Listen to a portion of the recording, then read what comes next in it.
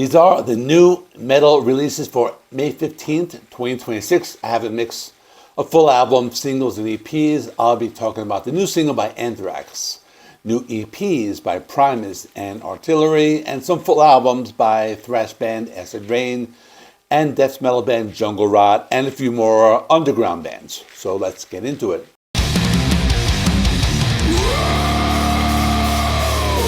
First, I have an EP by Artillery called Made in Hell. They are a Danish thrash metal band that has been putting out music since the 1980s. I reviewed their 2021 album, X, on this channel. They are pretty cool. This EP has 4 tracks. It's 17 minutes long. The first 2 tracks are new songs.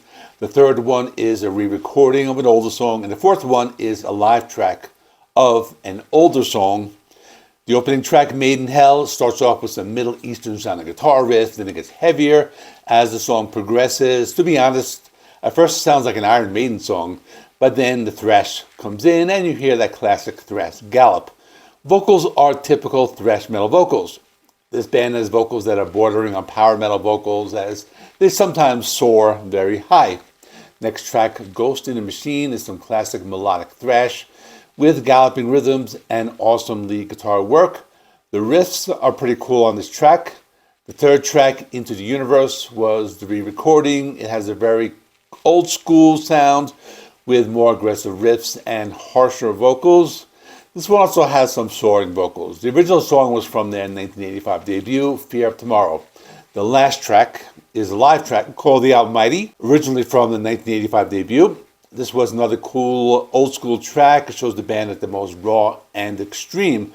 Overall, it's pretty cool. It shows the band evolved over the years, with the first 2 tracks being more modern and the last 2 tracks being from their early days. It's pretty cool. It's kind of short, but it's good for what it is. My final score, 8 out of 10.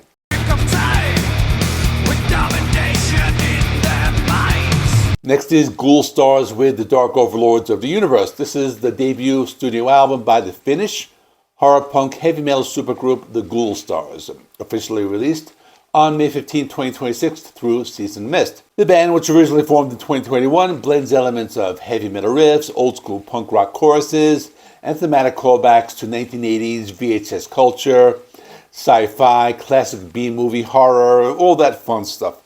The album's name is a reference to the Dark Overlords of the Universe, the antagonistic, multi-teethed mutant alien race featured in the 1986 cult classic film Howard the Duck. The record runs for a concise 34 minutes and mixed and mastered by V. Centura and the Swiss avant-garde metal band Triptychon. And some key tracks include Too Ghoul for School, high-energy 80s glam metal-inspired lead single. This one reminded me of Twisted Sister, that song with Alice Cooper, Be Cruel to Your School. There is The Dead in Purgatory, a track combining spaghetti western melodies with heavy rock drive. There was The Brain That Wouldn't Die, a track featuring a doom metal atmosphere, and it was named after a classic B-movie from the 50s. It's a pretty fun album. It's for fans of bands like Misfits or Lordy, or it's very cheesy. It's actually fun and cheesy. I like this kind of music, so I'm going to score it higher than maybe another person. I'm giving it an 8.5 out of 10.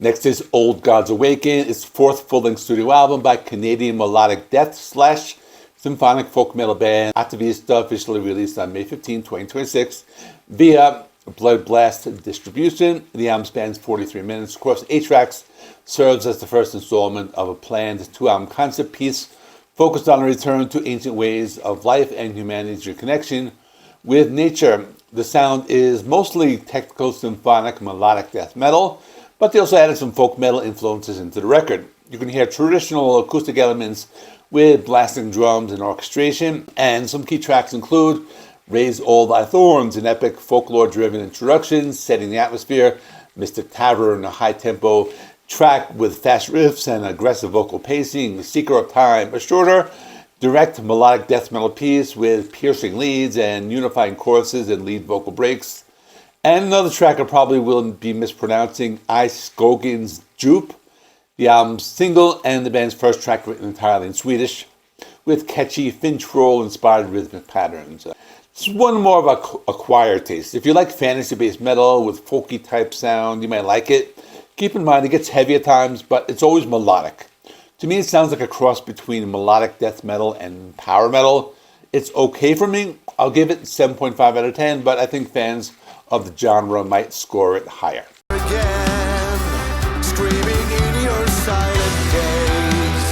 Next is Echoes of the Hypermind. This is the second full-length concept album by Finnish progressive metal band Sum of Seven, officially released May 15, 2026 through Inverse Records. The album has a runtime of 43 minutes and 25 seconds across 9 tracks. The album features intricate storytelling and explores the deep psychological complexities and inner workings of the human mind. The album is structurally divided into sequential thematic pieces, and some key tracks include I Think I Am. That one has blending prominent keyboard layers and weighted guitar riffs. Supreme is the album's lead single, more accessible song, and has this energetic synth riff. Everlasting is a melodic continuation of the core mental narrative, and Regeneration is a heavy rhythm piece dealing with psychological recovery. It's a very good album. It's pretty cool, reminding me of bands like Dream Theater, or probably more like Threshold. There's a lot of melodic guitar riffs and keyboards. Songs are melodic. They still have that complex progressive metal sound. Pretty good. I think the Green Man would like this, and my final score, 8.5 out of 10.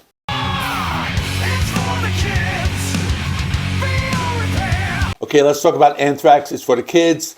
The band's first new music in 10 years, lead single for a 12th studio album, Cursum Perficio, and that will be released via Nuclear Blast and Megaforce on September 18, 2026.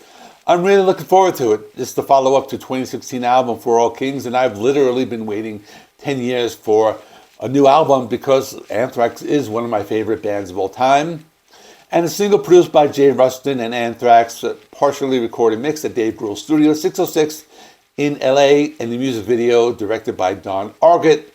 And I really love the music video because it was filmed in an asylum, filmed at the Penhurst Asylum, and it's kind of like a throwback to their 1985 Madhouse video, which is one of the most iconic music videos in classic heavy metal. And the track is about apathy in society, and it's a great song. It's just as good as anything released in the late 80s, early 90s. Joey Belladonna still sounds great. And it's probably close to the sound of Persistence of Time, a little heavier and darker than maybe some of their earlier albums. And it's like a natural continuation of Persistence of Time, even though Joey made 2 more albums with the band after that. But it's kind of like a continuation of that, in my opinion. I'm looking forward to the new album. My score for the single is 9.5 out of 10.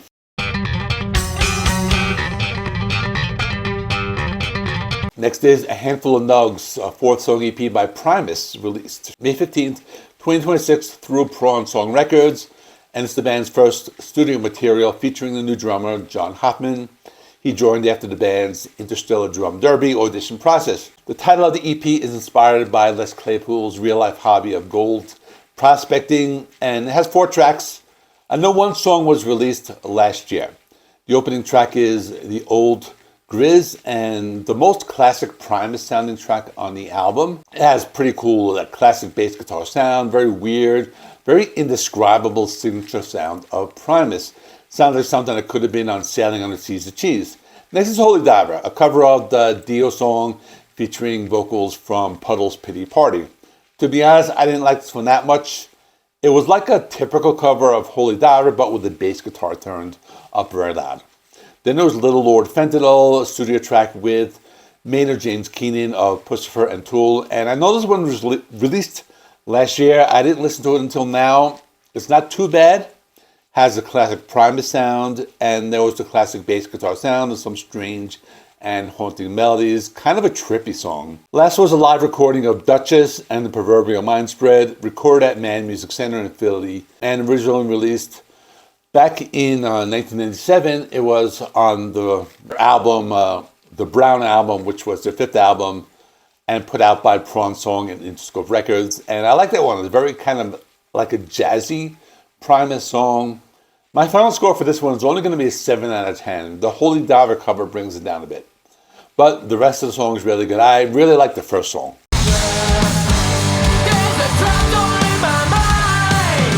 Next is Daze of the Week, the highly anticipated full-length studio album by UK thrash metal pioneers Acid Rain, released May 15, 2026 through Black on Black, and the album is the first studio album in 6 years since 2019's Age of Entitlement. If you didn't know, the band formed in England in 1985. They released 2 albums in the late 80s and 1990, and they broke up in 1991. They reformed in 2015, and they only have 4 albums, so it's their 4th album. And it's classic thrash. They have a slight crossover sound as well. I would compare them to like Forbidden and other bands I'll talk about. Guitar riffs are tight, rhythm is fast-paced, vocals are typical thrash vocals, harsh, slightly melodic. I think like a slightly raspier Joey Belladonna. Opening track, The Who of You, is a fast-paced thrasher. Title track, Days of the Week, another fast-paced thrasher with tight guitar riffs. And the Conniption King had more of a crossover sound and reminded me more of a band like Nuclear Assault.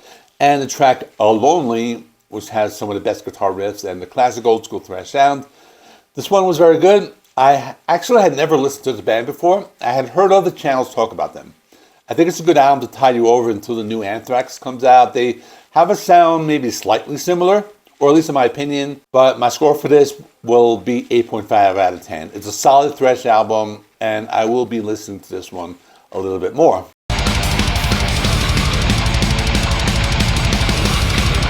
Next is Cruel Face of War, the 12th studio album by American old school death metal veterans Jungle Rot, released May 15th, 2026 through Unique Leader Records, and the band formed in 1992 in Kenosha, Wisconsin. The band continues their 30-plus year legacy of delivering straightforward, groove-heavy death metal.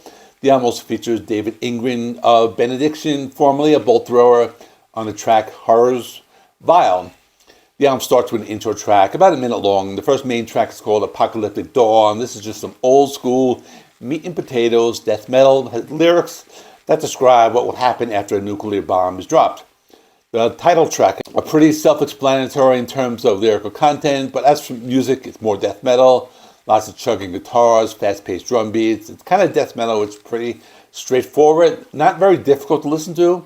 After this, a track called Maniacal, and they slow down the pace a little bit, throwing in some dive bomb guitar licks and lyrics describe a serial killer, similar to someone like Jeffrey Dahmer. I also like the song Radicalized because it has some of those stop-start guitar riffs, and also one of the slower paced tracks. Overall, solid death metal albums. Not much else to say about it. It's pretty much giving you what you expect from this band. It's a type of death metal that's a little easier to listen to, so if you're not into death metal, you want to start, this might be a good band to start with. So I like it a lot. I'm giving it solid 8 out of 10, and it's just a great band. I liked everything I've heard from them.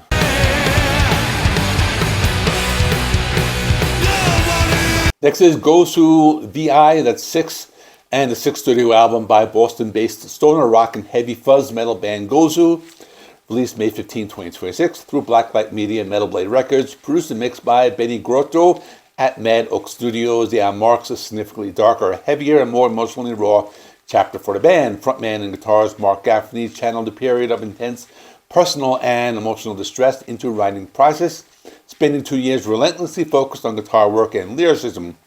Critics on other platforms like The Obelisk and Decibel Magazine highly praised the release, saying it builds up upon the foundation on their 2023 album Remedy by bringing harder-hitting guitar forward riffs balanced with trippy progressive doom segments and melodic soul.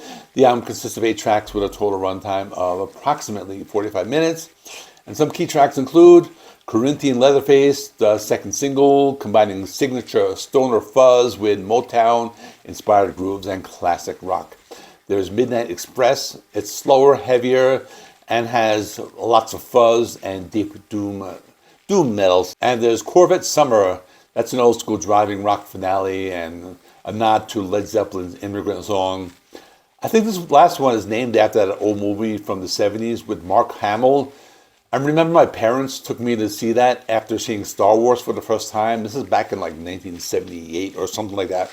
But overall, pretty cool stoner metal. They use a lot of fuzz and feedback in the guitar sound, and the rhythms are mostly mid-paced, and they also sound like an old proto-metal band from the 70s. And I heard similarities from bands like Caius and Queens of the Stone Age. I liked it. My first time listening to them. My score will be 8 out of 10.